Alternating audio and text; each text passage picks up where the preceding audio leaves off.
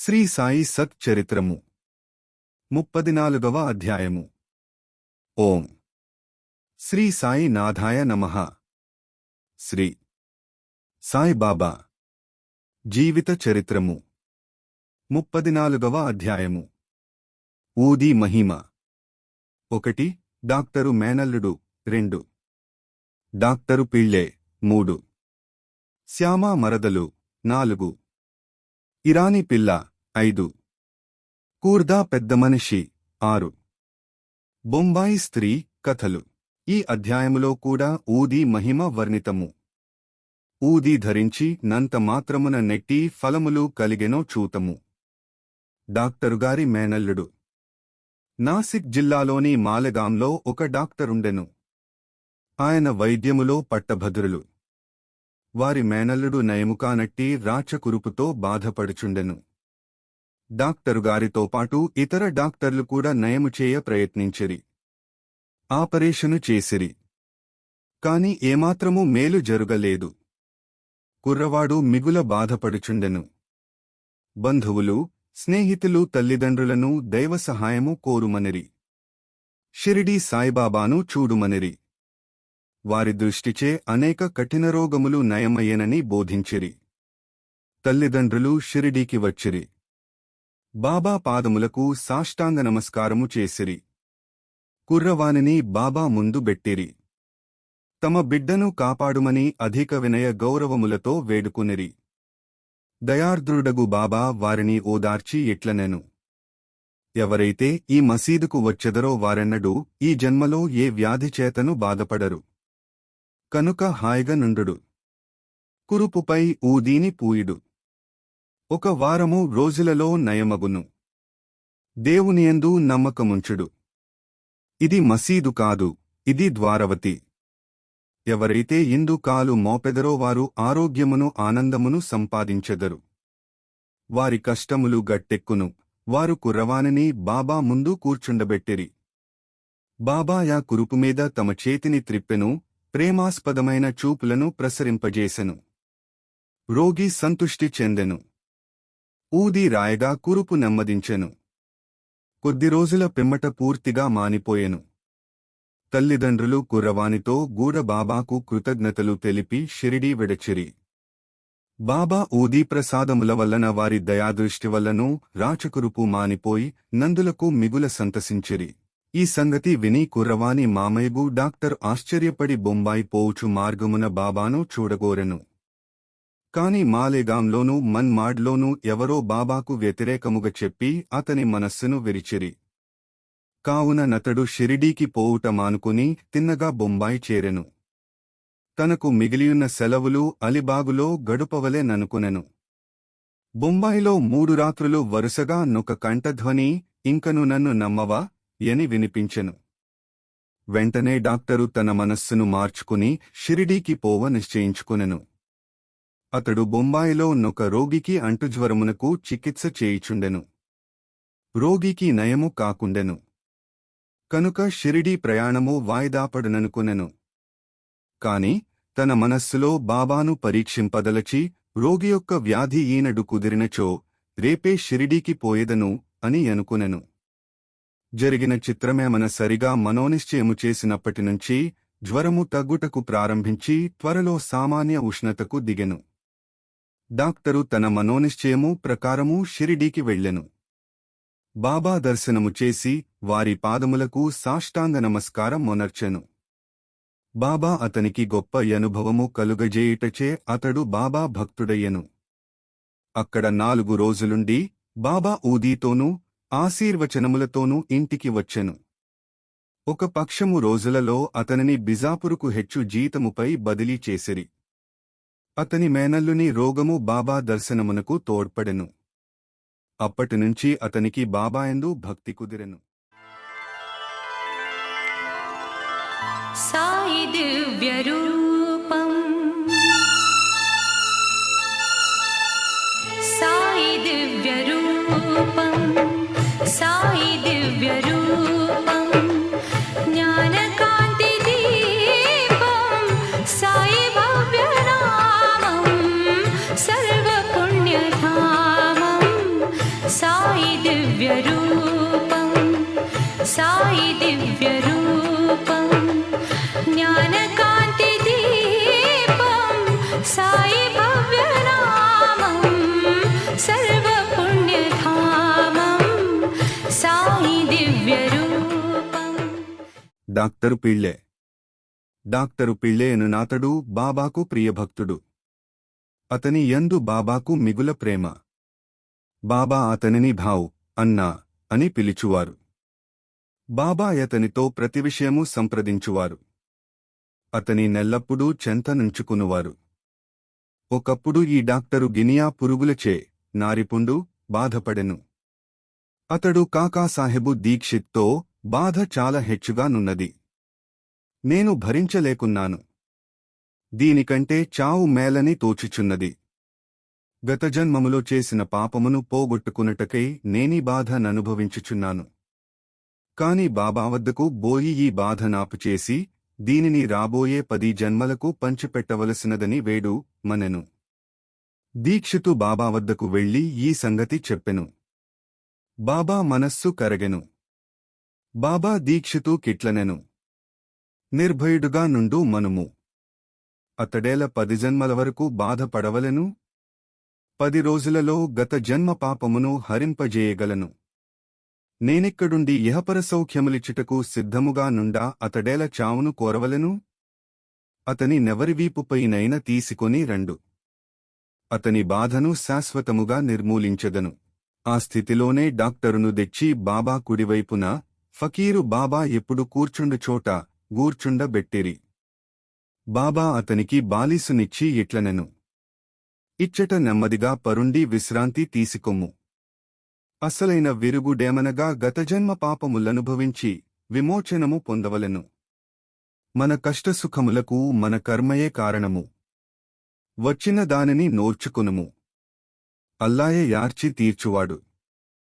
వాని నెల్లప్పుడూ ధ్యానించుము. అతడే నీ క్షేమమును చూచును. వారి పాదములకు నీ శరీరము, మనస్సు, ధనము, వాక్కు సమస్తము అర్పింపుము. అనగా సర్వస్య శరణాగతి వేడుము. అటుపై వారేమి చేసెదరో చూడుము. నానాసాహెబు కట్టు కట్టెననియు కాని గుణమియలేదనియు డాక్టరు పిళ్ళే చెప్పెను. బాబా ఇట్లనెను. నానా తెలివి తక్కువవాడు, కట్టు విప్పుము. లేనిచో చచ్చెదవు. ఇప్పుడే ఒక కాకి వచ్చి పొడుచును. అప్పుడు నీ కురుపు నయమగును.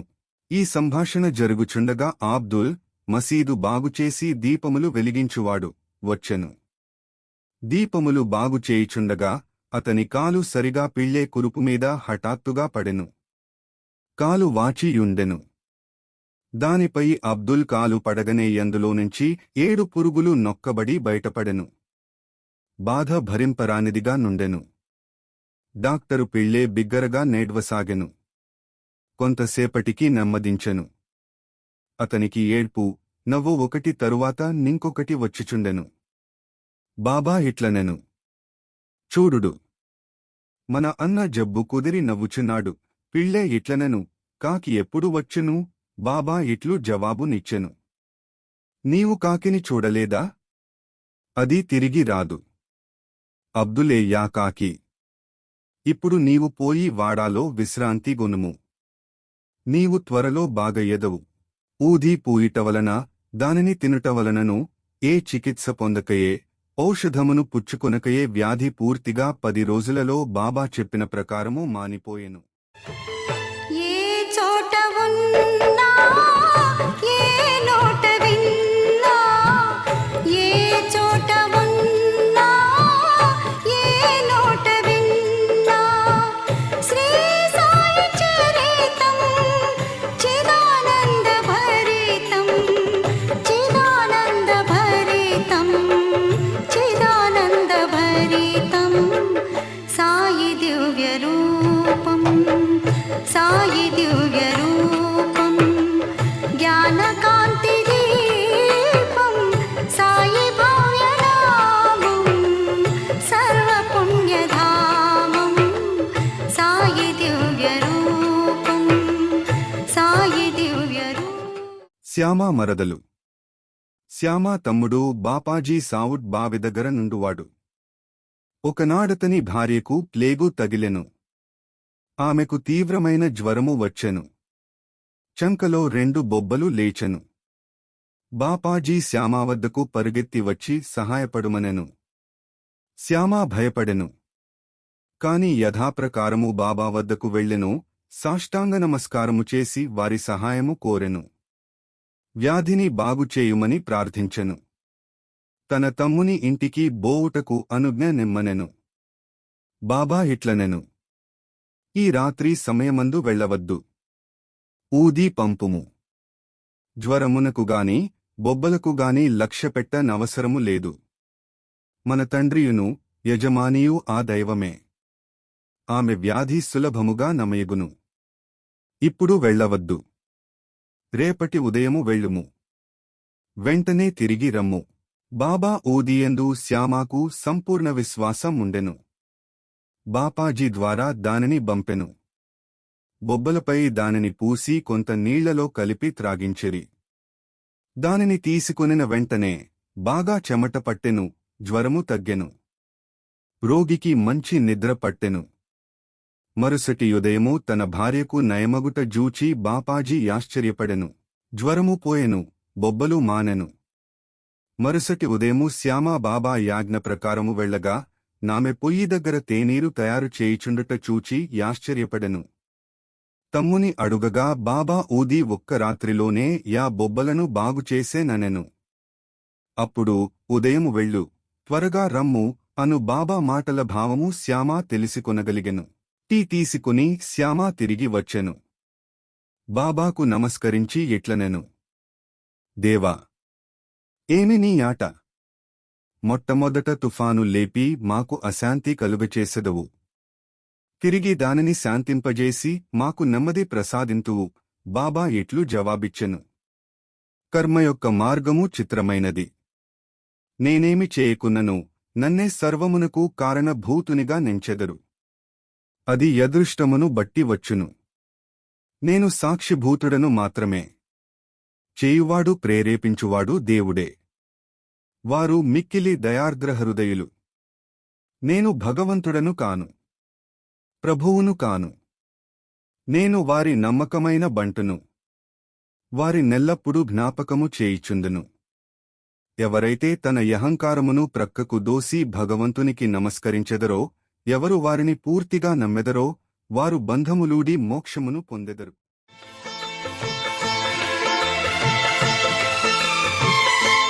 ఏ వేళనైనా ఎంత వారికైనా, ఏ వేళనైనా ఎంత వారికైనా సాగి వచన సారం కైవల్య తీరం, కైవల్య తీరం, కైవల్య తీరం.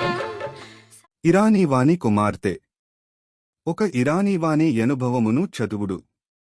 అతని కుమార్తెకు ప్రతి గంటకు మూర్ఛ వచ్చుచుండెను. మూర్ఛరాగానే యామె మాటలాడ లేకుండెను. కాళ్ళు చేతులు ముడుచుకుని స్పృహ తప్పి పడిపోవుచుండెను. ఏ మందులు ఆమెకు నయము చేయలేదు. ఒక స్నేహితుడు బాబా ఊదీనుపయోగించుమనెను. విలేపార్లేలోనున్న కాకాసాహెబు దీక్షిత్ వద్ద ఊది తీసుకుని రమ్మనెను. ఇరానీవాడు ఊదీని తెచ్చి ప్రతిరోజు నీటిలో కలిపి త్రాగించుచుండెను. మొదట ప్రతి గంటకు వచ్చు మూర్ఛ 7 గంటలకొకసారి రాసాగెను. కొద్ది రోజుల పిమ్మట పూర్తిగా నిమ్మళించెను. హర్దా పెద్దమనిషి, హర్దాపుర మధ్యపరగణాలు నివాసియగు వృద్ధుడొకడు మూత్రకోశములో రాయితో బాధపడుచుండెను. అట్టిరాళ్లు ఆపరేషను చేసి తీసెదరు. కనుక ఆపరేషను చేయించుకోమని సలహా ఇచ్చిరి. అతడు ముసలివాడు, మనోబలము లేనివాడు. ఆపరేషను కొప్పుకొనకుండెను. అతని బాధ ఇంకొక రీతిగా బాగు కావలసియుండెను. ఆ గ్రామపు ఇనాముదారు అచటకు వచ్చుట తటస్థించెను. అతడు బాబా భక్తుడు. అతని వద్ద బాబా ఊదీయుండెను. స్నేహితులు కొందరు చెప్పగా వృద్ధుని కుమారుడు ఊదీ తీసుకుని దానిని నీళ్లలో కలిపి తండ్రికిచ్చెను. 5 నిమిషములలో ఊదీ గుణమిచ్చెను. రాయి కరిగి మూత్రము వెంబడి బయటపడెను. వృద్ధుడు శీఘ్రముగా బాగయ్యెను. బొంబాయి స్త్రీ. కాయస్థ ప్రభుజాతికి చెందిన బొంబాయి స్త్రీ ఒకతే ప్రసవించు సమయమున మిగుల బాధపడుచుండెను. ఆమెకేమియూ తోచకుండెను. బాబా భక్తుడు కళ్యాణ్ వాసుడగు శ్రీరామమారుతి ఆమెను ప్రసవించు నాటికి షిరిడీకి తీసుకుని పొమ్మని సలహా ఇచ్చెను. ఆమె గర్భవతి కాగా భార్యాభర్తలు షిరిడీకి వచ్చిరి. కొన్ని మాసము లక్కడనుండిరి. బాబాను పూజించిరి. వారి సాంగత్యము వలన సంపూర్ణ ఫలము పొందిరి. కొన్నాళ్లకు ప్రసవవేళ వచ్చెను. మామూలుగానే యోనిలో అడ్డుగనిపించెను. ఆమె మిగుల బాధపడెను. ఏమి చేయుటకు తోచకుండెను. బాబాను ధ్యానించెను. ఇరుగు పొరుగువారు వచ్చి బాబా ఊదీని నీళ్లలో కలిపి ఇచ్చిరి. 5 నిమిషములలో నా స్త్రీ సురక్షితముగా ఎట్టి కష్టము లేక ప్రసవించెను. దురదృష్టము కొలది చనిపోయిన బిడ్డ పుట్టియుండెను. కాని తల్లి ఆందోళనము బాధ తప్పెను. బాబాకు నమస్కరించి వారిని ఎల్లకాలమూ జ్ఞప్తి అందించుకునిరి. ఓం నమోః శ్రీ సాయినాథాయ. శాంత్యః శాంత్యః శాంత్యః. 34వ అధ్యాయము సంపూర్ణము. సద్గురు శ్రీ సాయినాథార్పణమస్తు. శుభం భవతు. సాయి దివ్య రూపం సాయి దివ్య